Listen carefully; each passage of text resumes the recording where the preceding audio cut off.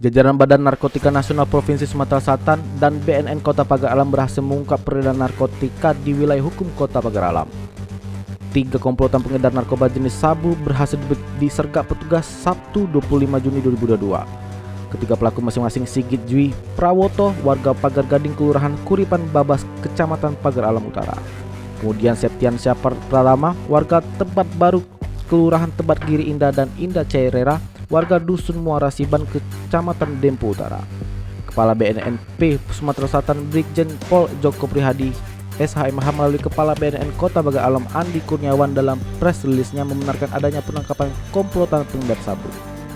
Menurut Andi, pengungkapan kasus narkoba ini setelah call center BNN mendapatkan laporan adanya transaksi narkotika di kawasan Pasar Gading. Berbekal informasi tersebut, aparat penegak hukum dari BNN Pagar Alam langsung menindaklanjuti. Bekerjasama dengan BNN Sumatera Selatan, petugas melakukan penggerebekan di kediaman tersangka Sigit pada Sabtu 25 Juni 2022 sekitar pukul 14 waktu Indonesia Barat.